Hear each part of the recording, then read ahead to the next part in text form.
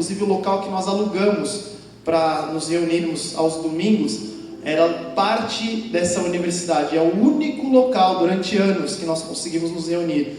Tamanha discriminação dos japoneses em relação a qualquer tipo de religião ou reunião religiosa. Então a gente não conseguia alugar local nenhum, ou nos reunirmos em local nenhum, a não ser no local em que John Wesley, há muitos anos atrás, plantou semente e nós pudemos colher depois. E eu estou dizendo isso porque, então, o avivamento é algo poderoso e nós temos que orar sim por avivamento. Ele acontece, aquela chama que se explode e milhares de missionários são enviados. Mas aí você anda, por exemplo, na Europa, no próprio Japão hoje, e você vê aquelas igrejas. Eu tenho um amigo que estava recentemente na Alemanha, aquelas igrejas, um campus assim, dos sonhos. Toda igreja brasileira sonharia em ter um campus daquele, até com campo de futebol, tinha áreas assim para educação infantil, assim, um negócio lindo, vazio, sem ninguém. Eu estou falando algo aqui que talvez a pastora Alissa tenha muito mais autoridade para falar do que eu. Então o avivamento veio, ele aconteceu, mas talvez migrou para alguns outros lugares, talvez esfriou em todos os lugares. O que eu creio que o Brasil precisa não é um avivamento. E eu nunca preguei sobre isso, é a primeira vez que eu estou falando, é algo que Deus tem falado comigo já há um tempo, e aqui é o primeiro lugar, eu creio que tem a ver com o mover que Deus está trazendo aqui no meio da igreja, daqueles, quando eu digo da igreja, daqueles que querem, daqueles que desejam, daqueles que estão assim, desesperados pela presença de Deus, não por missões, mas pela presença de Deus, por obedecer a Deus, por cumprir o chamado de Deus. Eu creio que o Brasil precisa, antes de eu falar do que o Brasil precisa, eu estava conversando com um pastor, eu estava lá em Minas Gerais, em Belo Horizonte, um pastor que sabe aquelas pessoas que você gosta de conversar, porque você sempre aprende algo, e eu estava com esse pastor, ele, assim como eu, muito apaixonado por trabalhar com os jovens e levantar jovens. Quando eu e a Beth voltamos de Santarém em 2009, inclusive foi o ano que surgiu o Diffley, nós fomos para Santarém, eu vi o mover lá no meio de 50 mil pessoas, o evangelho se espalhando de forma simples. Eu e a Beth, eu lembro no avião, a gente voltou falando, não é possível, a gente mora em São Paulo, os caras têm tudo, eles têm a tecnologia, eles têm a internet mais rápida do Brasil na época, né? Eles têm dinheiro, a igreja, as pessoas não eram assim, tão pessoas com dinheiro, médicos, engenheiros, tem tudo, não é possível. Então o nome Diffley não é um nome bonito para atrair jovens, é um nome que, se for perguntar para mim qual que é o chamado da tua vida, é Diffley, discipular e formar líderes em nações. Esse é o desejo do meu coração, é o foco do meu coração, e com certeza eu vou morrer vivendo isso, buscando pelo menos isso. E aí eu estava conversando com esse pastor, depois que o Diffley estourou lá em Barueri, aí se tornou muitas igrejas da paz no Brasil, todas as igrejas da paz no Brasil assumiu o Diffley como um chamado para os jovens. Estava conversando com esse pastor a respeito da dificuldade que nós temos tido como pastores brasileiros de ver, e aqui falando muito especificamente com os jovens, de ver jovens realmente indo para as nações, mas não indo para as nações por conta de um desejo próprio, e não indo apenas para cumprir um papel, mas indo para realmente trazer um foco de avivamento, para trazer mudança, porque o que acontece muitas vezes, e muitos não sabem, o Brasil ele briga com a Coreia, né? É o segundo país agora, a Coreia do Sul, o segundo país que mais envia missionários para o mundo, e a Coreia é o terceiro, agora o Brasil é o segundo, os Estados Unidos é o primeiro. Então o Brasil já é o segundo país no mundo que mais envia missionários, mas a quantidade de missionários na prática que vão, e muitas vezes, e eu vi isso na prática, no campo missionário, e muitas vezes desfalecem, desistem, ou caem em depressão, como eu vi pessoalmente, cuidei de pessoas que caíram em depressão. A estatística de pessoas que têm problemas nesse sentido é muito grande. E aí eu comecei a perguntar para Deus, buscar de Deus e ler, buscar literaturas e tentar entender, Deus, o que falta? E essa discussão ali, estou traduzindo uma discussão longa que eu estava com esse pastor, que eu respeito muito. O cara lê a Bíblia, tipo, inteira em 2 semanas, pra você ter uma ideia, tipo, várias vezes. Sabe? Cara que você fala, meu Deus, um dia eu acho que eu chego nesse nível. Mas no fundo, você acha que você nunca vai chegar. É esse tipo de cara. Só não falo o nome dele aqui porque não tem autorização. Ele falou, Bruno, o brasileiro tem tudo. O brasileiro é sim o país de celeiros, o celeiro de missionários. O que falta para o brasileiro é preparo. Eu parei para pensar nesse negócio tão simples que ele falou. E aí, de novo, eu estou aqui em Cabo Frio, no meio do louvor, mover de Deus. Eu achei que ia ser interrompido, como muitas igrejas que eu vou. Eu falei que eu vou traduzir meu coração aqui hoje para vocês. E aí o pastor Marcelo sobe aqui e não interrompe coisa nenhuma. Ele fala do negócio que Deus está fazendo no Brasil e não é só em Cabo Frio. Eu creio que até essa escola, até eu quero dar uma olhada depois, mas uma escola que surgiu no coração de Deus, eu tenho certeza disso. Gente, vai fundo nisso. Eu queria aqui chamar os irmãos, porque o que esse pastor falou para mim, eu creio que traduz aquilo que eu comecei falando, que avivamento, nós temos que orar por avivamento, mas o que o Brasil precisa não é um avivamento, é reforma estrutural, na esfera política, na esfera da economia, na esfera da educação, nas igrejas, nas igrejas católicas, inclusive. Isso já está acontecendo, mas eu vejo que eu saio na rua aqui e eu fico pensando, meu Deus do céu, não é possível que a cultura é essa. Eu fiz a loucura, guiado por Deus, é loucura, mas guiado por Deus há 2 anos atrás, de abrir uma empresa, de voltar para o mercado de trabalho há 10 anos atrás, 10 anos atrás, né? 10 anos atrás, pra vocês verem como Cabo Frio é profético. Eu tive que tomar uma decisão contrária. Deus me promoveu numa empresa lá em São Paulo, e eu fui convidado para estar tempo integral, e eu tive que, muito novo, tomar essa decisão. Eu vou trabalhar na igreja, eu vou prosperar aqui, aquela indecisão. Deus me tirou do mercado de trabalho e me mandou para o campo missionário, e agora, como missionário, Deus me mandou também para o mercado de trabalho de novo. E agora eu estou trabalhando, lidando com contadores e muitos empresários, mas muitos empresários brasileiros, e empresários brasileiros que têm empresas fora do Brasil. Queridos, eu paro às vezes, eu fico assim, eu só não desisto porque eu tenho um chamado de Deus nisso, mas eu fico pensando, será que tem alguém que faz isso que a gente vê com o Petrobras, Odebrecht, tantas outras empresas, é muito pequeno perto daquilo que acontece na cultura das empresas no Brasil. Pagamento de propina, toma lá, dá cá, dá um jeitinho.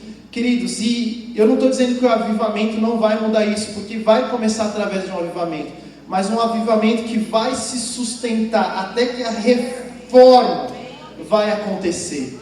E quando eu cheguei aqui hoje na igreja, quando eu cheguei passando por cima do Rio de Janeiro, aquele monte de gente no avião, lotado o voo, e foi a primeira vez que eu vim para o Rio, porque é tão perto de São Paulo, Rio, que eu sempre vinha de carro, ônibus, e foi a primeira vez que eu vim de avião, e sobrevoando o Rio ali, que obviamente, né, a terra talvez mais bonita do Brasil, eu sobrevoando, depois de São Paulo, não é brincadeira, São Paulo não chega aos pés do Rio de Janeiro, eu tentei, mas não tem como, né, comparar, mas eu gosto de São Paulo, eu amo São Paulo, gente. E aí, sobrevoando o Rio de Janeiro, começou a me vir uma crise no meio do avião, assim, ainda bem que estava do lado dos meus filhos, mas uma crise de... Sabe quando o Paulo fala das dores de parto? Começou assim, eu olhei para a Beth e comecei a chorar.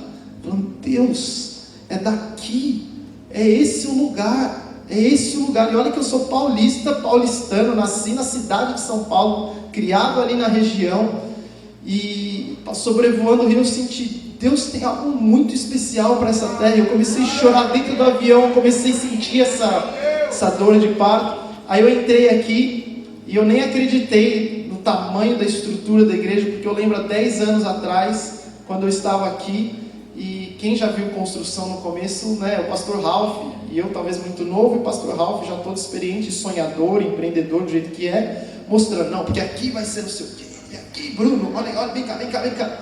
E eu olhava e ficava... Amém. O pastor Ralph é assim, né? Muito empreendedor, muito sonhador, e Deus, é um chamado de Deus, eu creio. E eu lembro que eu olhava e Achei interessante. Mas hoje, quando eu entrei aqui, eu falei, gente, é uma unção que Deus trouxe para esse lugar muito especial. Porque a gente está falando realmente de estrutura. A gente está falando aqui de uma reforma que vai começar a chacoalhar as bases. Eu creio. Você não precisa concordar comigo quando eu falo eu creio, porque é Bruno, não posso chegar na Bíblia e falar, a Bíblia diz isso. Até poderia, mas não vou fazer para não brigar com os teólogos. Mas eu creio que começou essa reforma no Brasil. Mas a reforma nem sempre é fácil ou confortável. E aqui acho que entra até o tema que eu queria falar com vocês. Eu não vou me prolongar aqui, porque eu sinto da gente ter talvez mais um momento de adoração com os irmãos ali que foram fantásticos ali. Talvez os irmãos que estão aqui na frente às vezes ficam bravos com os irmãos que ficam sentadinhos ali, não vibra muito e não ora muito. Eu estava ali atrás aos prantos e na presença de Deus, porque eu não quero quebrar o que Deus já está fazendo aqui, eu quero muito respeitar. Estava preparado, pastora, para contar meu testemunho, falar do Japão, falar o que aconteceu nos Estados Unidos, meu casamento, mas eu não quero colocar a mão naquilo que o Espírito Santo está fazendo. Eu não quero entristecer o Espírito Santo. Eu creio que Ele tem algo para a vida de cada um aqui. Eu não sei qual é a tua idade, eu não sei quão bonito você é, eu não sei quão alto, quão baixo, quão gordo, quão magro. Eu sei que Deus te trouxe aqui. Eu sei que Deus tem um propósito para você aqui. E eu creio que nesse tempo de reforma, essa igreja aqui, a igreja aqui em Cabo Frio, tem um chamado especial e tem um papel especial. Não somente isso que eu queria, de tudo que eu falasse, se você esquecer tudo, não esquece, mas se você esquecer e você lembrar disso que eu vou falar agora, mas de todas as cidades que eu tenho viajado, que eu tenho passado, eu não ia falar isso, mas eu vou falar. Eu estou aqui na minha cabeça, falo. Mas, Senhor, me ajuda aqui. É porque eu não quero chatear outras igrejas ou pastores e líderes que estiverem aqui de forma alguma, mas eu tenho visto igrejas, eu vi isso muito nos Estados Unidos, queridos. E eu acho que isso que talvez frustre um pouco, ou atrase um pouco a liberação do poder de Deus para as igrejas e para os bairros e cidades. Mas eu tenho visto muitos pastores, muitas igrejas se preocupando com isso aqui, a luz, que não é errado. Eu trabalho com jovens, eu gosto de ter luz. Olha, assiste os vídeos do D-Flame Music lá, os vídeos que nós estamos cantando. Tem luz, tem câmera de última geração, tem tudo isso. E não estou falando que é errado, mas eu vejo às vezes líderes se preocupando demais com essa estrutura, com o jeito, com a liturgia, com a pregação. Queridos, eu entrei aqui, eu falei, tem gente ainda que se preocupa com a presença do Espírito Santo. Tem gente ainda que clama pelo Espírito Santo.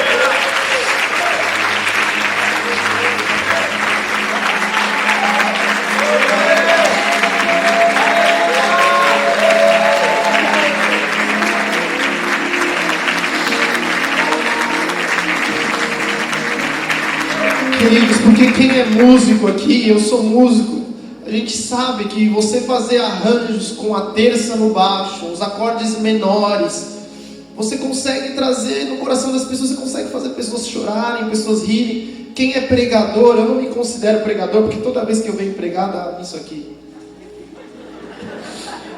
Mas pregadores sabem, depois de um tempo você acostuma a mexer, você vê os coachings, aí tanto de coaching que tem, as pessoas acostumam a mexer com a emoção das pessoas. Mas o Espírito Santo não é isso.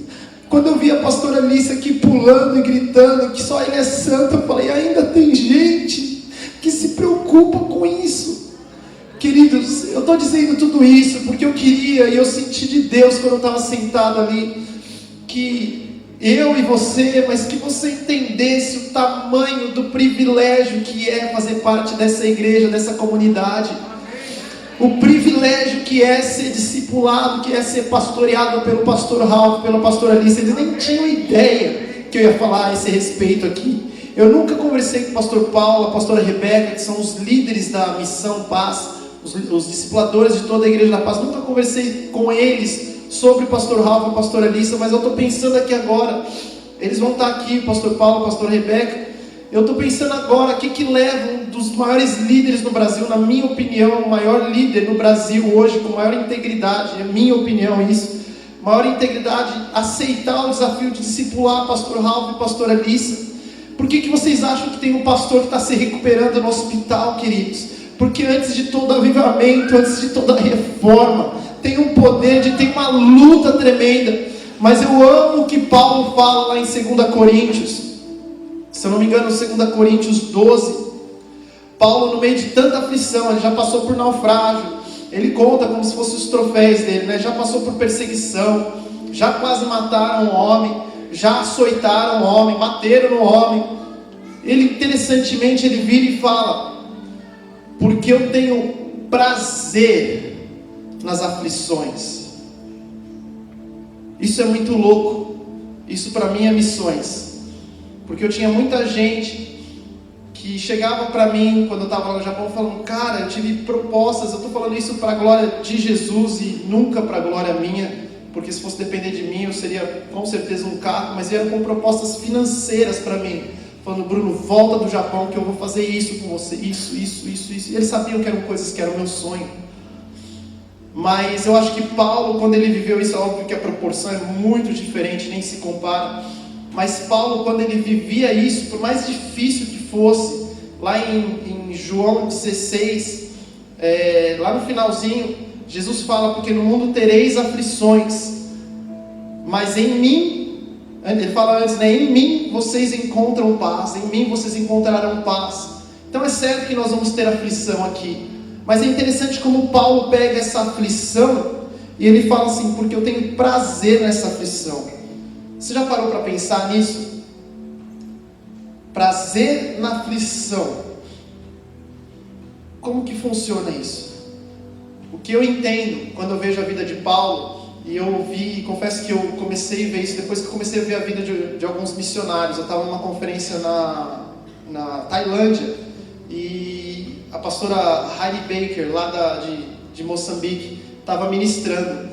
E ela, como Paulo, falava: porque eu já fui perseguida, porque você tem aquele orgulho. Mas você lê os livros dela, você vê que o negócio é tenso, ela está quase morrendo, né? Mas ela tem prazer naquilo.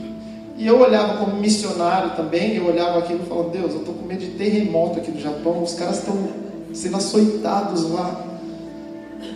E aí, Deus começou a me trazer clareza. Eu creio que até uma palavra rema a respeito do que Paulo está dizendo aqui, que eu acho que é muito a respeito de chamado, que na minha opinião está totalmente correlacionado e ligado a essa reforma estrutural que nós vamos ver aqui através, primeiro eu creio aqui no Rio, talvez de Cabo Frio, e depois as cidades seguintes, dos núcleos que vão surgir e muito mais.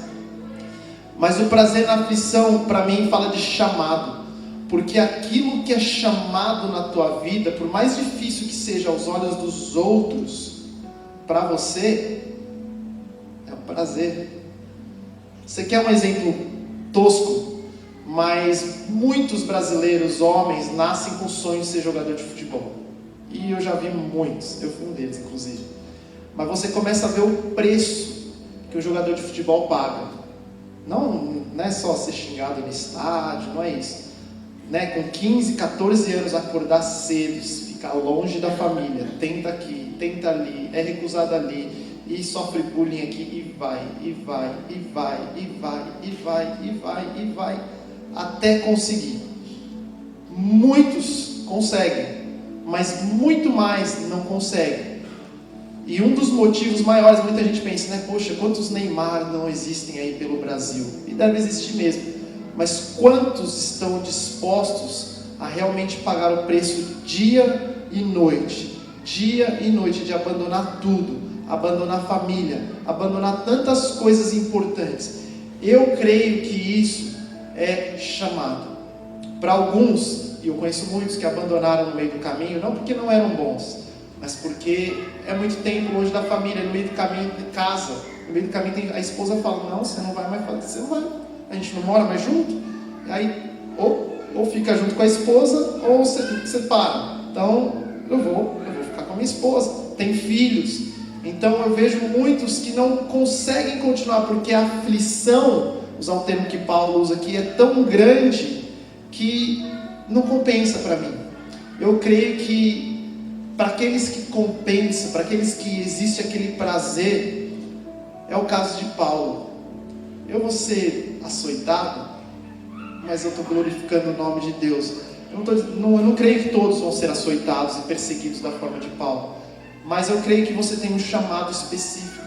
Eu creio que Deus te chamou para um tempo, para um momento e para uma igreja específica. Não importa onde você nasceu, como você nasceu, quais são os teus sonhos. Lá em Jeremias 1 a gente sabe disso. Deus falando, que no ventre da tua mãe eu te formei. Isso para mim é uma prova de várias coisas, Então, que Deus é contra o aborto, porque Deus está lá desde o início junto. Então, eu falo abertamente, sem medo de errar, Deus é contra o aborto, condena o aborto. E a segunda coisa é que Deus te formou. Ah, mas eu nasci de um estupro. Deus te formou. Deus vai cuidar de você. Uma das provas para mim, até que horas que eu tenho aqui? Não vou perguntar mais. Uma das provas para mim lá no Velho Testamento, vamos abrir comigo lá. Vou abrir a Bíblia aqui, senão vocês vão falar, nossa, o cara não pregou nada da Bíblia, não, brincadeira. Lá em Êxodo 2.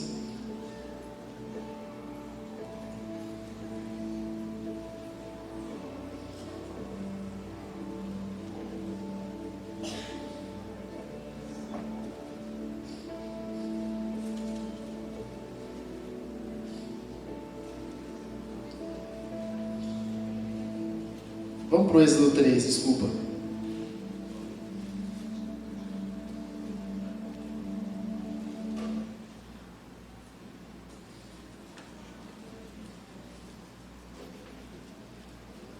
Quero ler aqui com você Êxodo 3, capítulo 3, versículo 2. Ali o anjo do Senhor lhe apareceu numa chama de fogo que saía do meio de uma sarça. Moisés viu que, embora a sarça estivesse em chamas, não era consumida pelo fogo. Que impressionante, pensou. Por que a sarça não se queima? Eu vou ver isso de perto. O Senhor viu que ele se aproximava para observar, e então no meio da sarça Deus o chamou. Moisés, Moisés. Eis-me aqui, respondeu ele. Continua comigo, eu sei que você conhece a história, mas é importante. Versículo 5. Então disse Deus: não se aproxime, tire as sandálias dos seus pés, pois o lugar em que você está é terra santa. Disse ainda: eu sou o Deus do seu pai, o Deus de Abraão, o Deus de Isaque e de Jacó. Então Moisés cobriu o rosto, pois teve medo de olhar para Deus.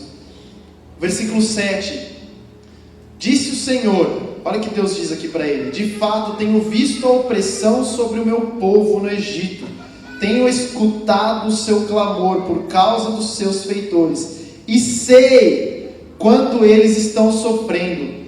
Por isso, desci para livrá-los das mãos dos egípcios e tirá-los daqui, para uma terra boa e vasta, onde há leite e mel com fartura.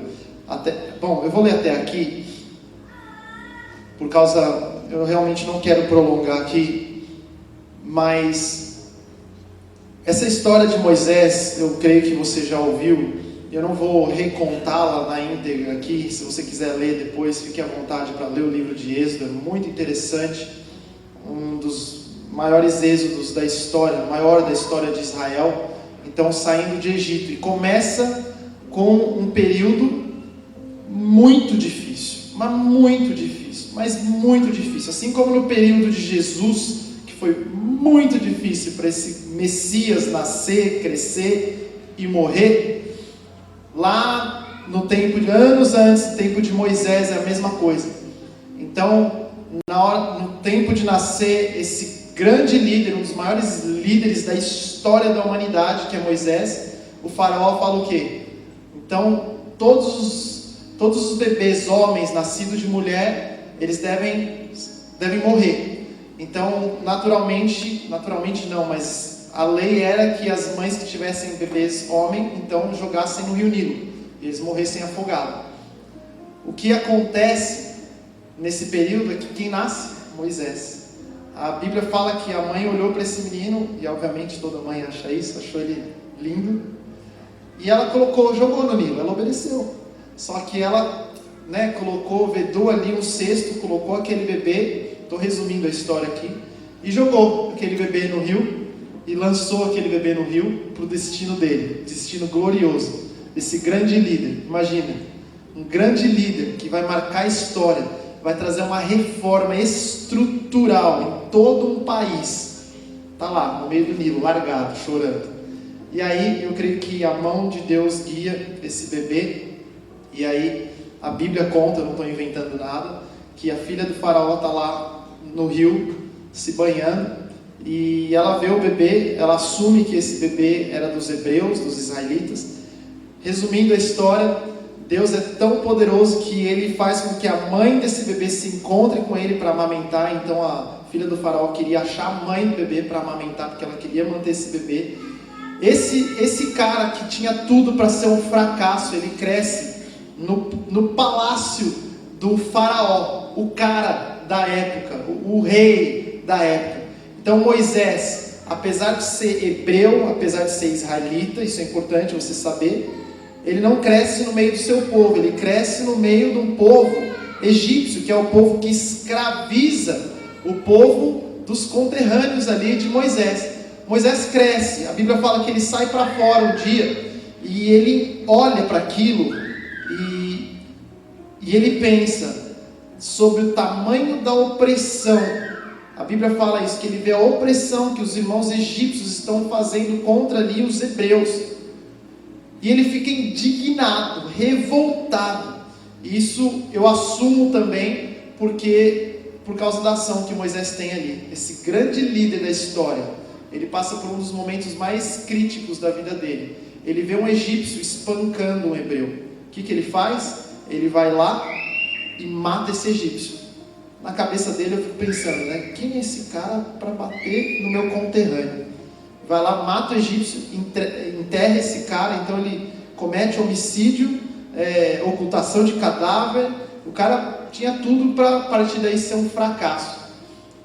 Ele volta, outro dia a Bíblia fala que ele sai para fora de novo. O que ele vê dessa vez?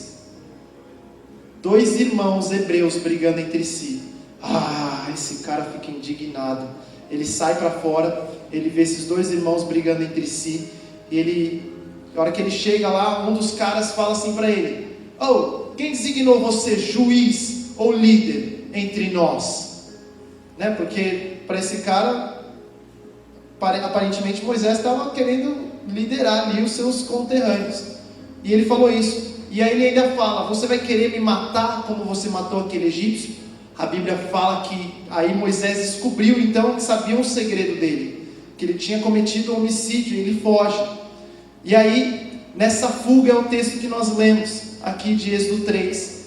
E aí a gente obviamente não consegue determinar de cada capítulo da Bíblia, às vezes são anos, às vezes não, a gente não consegue estimar quanto tempo é aqui. Mas Moisés, ele chega num lugar onde ele vê uma vegetação que dá numa terra árida, numa terra seca, é comum, a sarça ardente, que é comum ela pegar fogo, se queimar e acabou. Mas ele chega nesse lugar, ele vê, e eu creio que Deus usou isso para chamar a atenção dele, ele vê um fogo consumindo essa planta, mas a planta não se queima e o fogo não se apaga. Peraí. Aí a Bíblia fala que ele vai chegando perto. Quando ele chega perto, o que ele ouve? Moisés. E eu creio que esse momento que Moisés vive nesse tempo é o momento que Deus está trazendo para nós no Brasil hoje, para vivermos exatamente esse tempo, o início dessa reforma estrutural no nosso país. Quando Deus fala para ele: tira aí as suas sandálias porque essa terra é santa, eu fico pensando que é o ambiente que Moisés está a partir dali, o ambiente em que está a presença de Deus. É um ambiente santo, é um ambiente poderoso, e Moisés entrou, finalmente, ele entrou nesse ambiente. E é muito interessante, porque a Bíblia não fala de nada que Moisés fez para merecer esse ambiente. Ele simplesmente entrou. Como eu estou, onde eu estou, a fase que eu estou vivendo, se é de luta, se não é. O que importa é nós estarmos nesse ambiente da presença de Deus. E Moisés, ali, nós lemos juntos aqui, é interessante o que Deus fala. Aquilo que aconteceu talvez anos antes, quando Moisés talvez fosse mais jovem, saindo do palácio, matando até, fazendo uma coisa absurda, mas aquela indignação que estava no coração de Moisés, porque a Bíblia fala que Moisés viu quão pesado era o trabalho escravo em que seu povo estava submetido. Então Moisés viu isso, estava no coração dele isso. Quando a gente leu aqui em Êxodo 3, Deus fala exatamente isso para Moisés. Deus chama Moisés e fala: Moisés, eu tenho visto aquilo que você viu, a opressão em que estão os hebreus, os israelitas. Em outras palavras para mim, Moisés, eu tenho a dor que você está vivendo, eu tenho visto essa dor. A tristeza que você está vivendo, eu tenho visto essa tristeza. A indignação, o inconformismo que está no teu coração, está no meu coração também. Eu creio que esse momento da sarça ardente, além da presença de Deus, é um momento de alinhamento da vontade de Deus, do desejo de Deus, com o desejo de Moisés. Moisés não desejava somente justiça mais, mas ele desejava a presença de Deus. Ele estava ali. A prova para mim suficiente é essa: eu não consigo entrar na presença de Deus se eu não desejo isso. Quando eu desejo, quando eu busco, quando eu jejuo, eu vejo os milagres, eu vejo as coisas acontecendo. Desculpa, a presença de Deus não, vou trocar por glória de Deus, porque a presença de Deus está aqui, a presença de Deus está conosco o tempo todo, mas a glória de Deus, que é o que Moisés está vivendo ali, e eu não consigo viver essa glória de Deus se eu não busco, se eu não vou com força, né? A palavra de Deus fala que o reino de Deus é ganho a força. Eu creio que a força é essa força da oração, não força do nosso braço, a força da busca, do desejo, da intensidade, do estar junto, de buscar, estar reunido em 2 ou 3, porque ali a glória de Deus vai se manifestar. É importante nós entrarmos no quarto, lá Mateus 6,6, entrarmos no quarto, fecharmos a porta e falarmos com o Pai que está em secreto. Isso é muito importante. Eu creio que é uma das bases, um dos pilares do Evangelho, mas eu creio que é importante isso daqui. Nós nos reunimos 2 ou 3. Eu não vou lá para o culto só para me arrumar bonito e chegar lá no culto e ver um louvor legal. Eu vou porque eu quero a presença de Deus. Eu quero buscar a presença de Deus. Eu quero esse momento sarça ardente na minha vida. E aí a partir daí começa o chamado de Moisés. Alguns dizem que ele era gago. Eu não creio que ele era gago. Eu creio que ele tinha assim dificuldade de falar, tanto que Deus chamou ali Arão para ser o seu tradutor. Mas com toda a dificuldade, com toda a limitação, o cara que tinha pisado na bola feio, cometeu homicídio lá no passado, estava perante Deus, perante os homens, condenado, já largado. O cara teve a oportunidade. Imagina que as pessoas pensavam: teve a oportunidade da vida, cresceu do lado do cara, largou tudo. Que burro. Você fica pensando o que hebreus, o que egípcios pensavam a respeito desse homem. Esse homem é transformado de tal forma, e a prova para mim também é bíblica. Ele chega na cara de Faraó, aponta o dedo e fala: você vai deixar o meu povo ir. O quê? Você vai deixar meu povo ir. Deus me mandou aqui e você vai deixar meu povo ir. E aí o resto da história eu não vou contar. Você pode assistir a novela, depois você sabe o resto. Estou brincando, eu não assisti, não sei, ainda não sei, talvez um dia eu assista.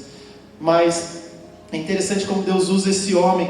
E uma das coisas que eu vejo que mais me inspira em Moisés é ele subindo o monte e falando com Deus, ouvindo Deus. Ele traz leis, ele traz os assuntos ali para o seu povo, para os sacerdotes, para toda uma nação. Por mais que a nação ainda tenha penado e andado ali durante anos no deserto, mas esse grande líder, ele surge de um momento tão poderoso, de um momento tão triste inicialmente, mas se torna tão poderoso. E eu creio que é exatamente o que Deus está fazendo no nosso meio, na minha vida, na sua vida e no Brasil, queridos. Daqui 10 anos de repente eu volto aqui e nós vamos lembrar do que Deus estava fazendo aqui em Cabo Frio. Eu creio que muitos aqui olham para o passado aqui dessa igreja falando, uau, que tempo, que avivamento, que gostoso o tempo que nós vivemos. Queridos, olho nenhum viu, mente nenhum imaginou, nem penetrou no coração humano aquilo que Deus tem preparado para vocês. Eu falo isso com convicção, porque eu sei, eu estava aqui há 10 anos atrás, eu vi o começo, e eu ouvi, não vi, mas ouvi o que Deus fez aqui no meio de vocês. Só que não se compara com o que Deus está fazendo agora.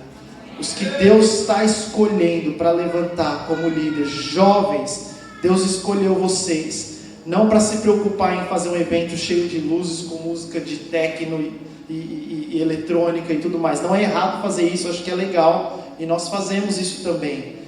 Porém, o nosso foco, o resultado, o avivamento, a reforma, vai vir das reuniões de oração, as madrugadas, talvez 2 ou 3 pessoas vão passar aqui. Quando nós começamos o Difflin, eu colocava o piano no palco, minha esposa ficava com as folhas de letra, que eu sou ruim para decorar letra, ficava com as folhas de letra passando para mim, e às vezes vinha uma pessoa, um jovem, 2 jovens, mas no meu coração, que já estava, aqueles 2.000 jovens, 3.000 jovens que se juntavam, já estava lá no começo. Aqui, queridos, 2.000, 3.000 é pouco. Você fica pensando, se for 10% da cidade de Cabo Frio, queridos, 10% da cidade de Cabo Frio, que sejam 5% da cidade de Cabo Frio, se for 10.000 pessoas, 5.000 pessoas, ainda é muito pouco sonhar com isso, porque tem aquele negócio que a gente sonha, acha que sonha alto.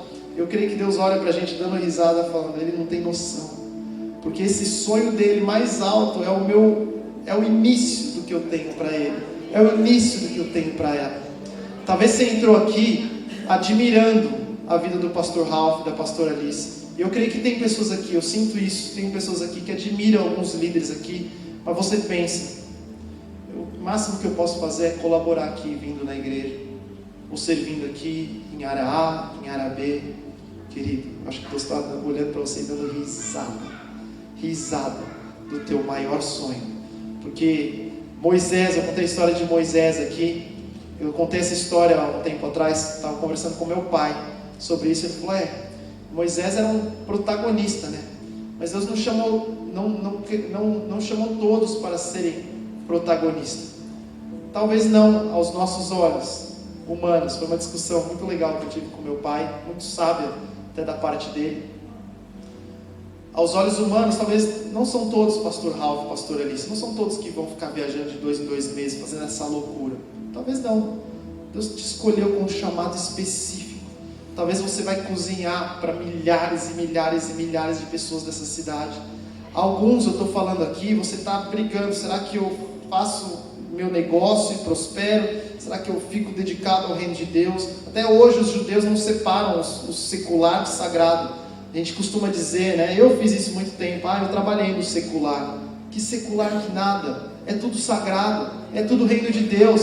Você é missionário onde você está. Você está abrindo uma empresa. Você está dentro de uma empresa. Se você trabalha. Ou se você tem o seu negócio. Você faz unha na casa das pessoas. Sei lá o que você faz. É o teu chamado. Cuida bem do teu chamado, se alinha com a indignação, assim como Moisés, se alinha com a indignação, com o inconformismo que está no coração de Deus, porque foi esse alinhamento que no coração de Moisés impulsionou esse cara para trazer não só um avivamento para o seu povo, mas uma reforma de que a gente fala até hoje a respeito e colhe os frutos até hoje a respeito.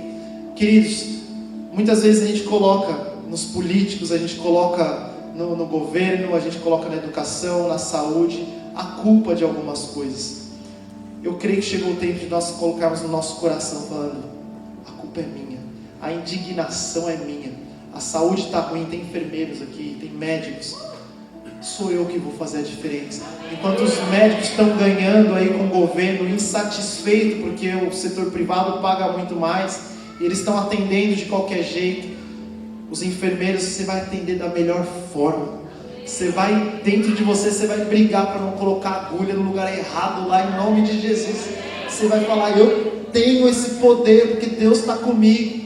Os professores, que preço que os professores pagam. Minha mãe é professora, aluno cuspindo na cara dela. É muito difícil.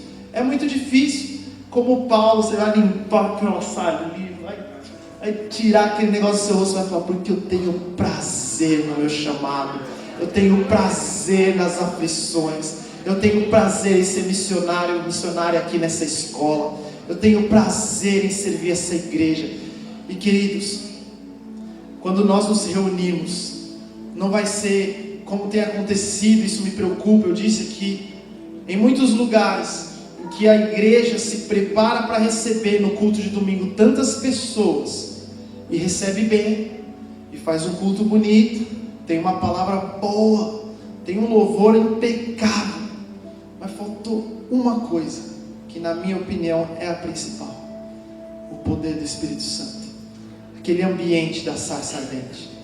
Se a gente errar, eu não estou falando da falta de excelência aqui, por favor me entenda, mas se a gente errar, vai ser porque a gente vai ser assim, em excesso desesperado pela presença de Deus, pela manifestação do Espírito Santo. Aí o dinheiro para comprar som, para comprar, sei lá o que essa igreja não precisa de nada, mas para comprar as coisas que aí as igrejas precisam, não precisa de nada, né, pastor? Que as igrejas precisam, Deus dá, porque a gente busca primeiro o reino de Deus, a sua justiça. O resto, a gente só espera. Eu vou terminar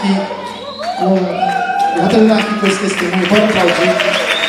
Se os irmãos do louvor até quiserem vir aqui.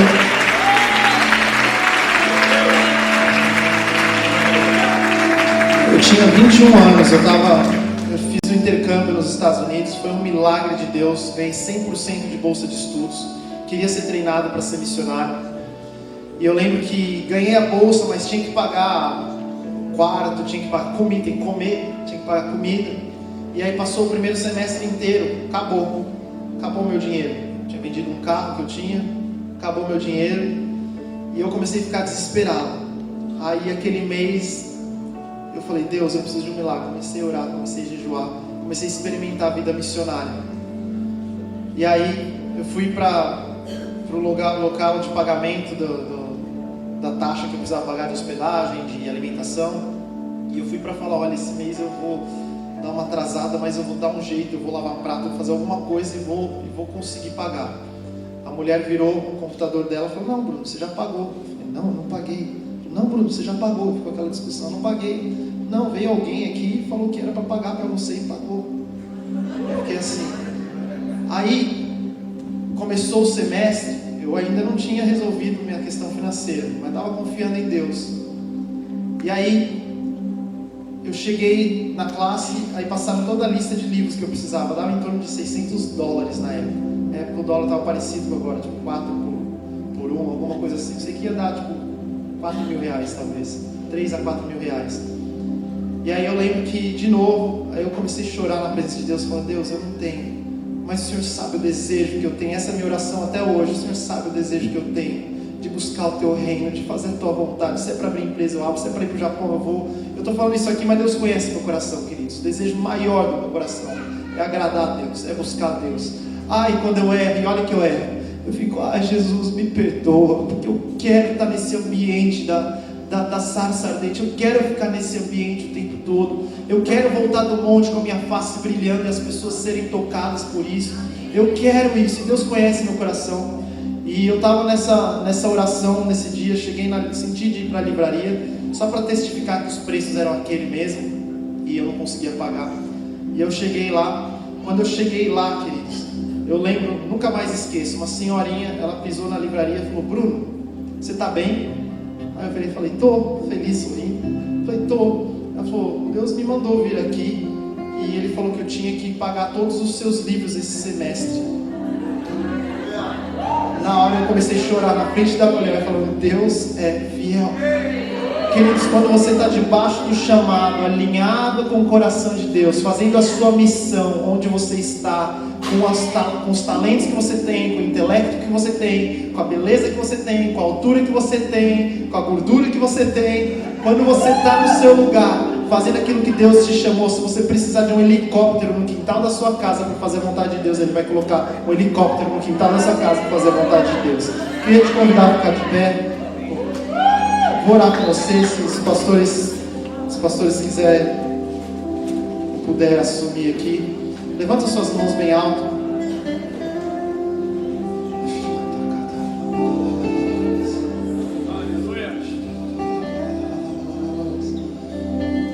Pai, nós te queremos, Senhor. Nós te queremos, Senhor. Senhor, se faltava preparo para a nossa nação, estamos aqui, Senhor, nos preparando, Pai. Senhor, essa escola que o Senhor está levantando aqui, Pai, eu peço que o Senhor traga recursos de onde for necessário, como for necessário, no tempo que for necessário. E que não seja somente uma escola para ensinar, mas seja uma escola para angariar recursos aqui, Senhor, para essa igreja local, para os missionários, para os núcleos, para levantar os novos líderes que vão impactar essa nação e as próximas, para ajudar a incubar outras empresas que vão sair dessa igreja, em nome de Jesus.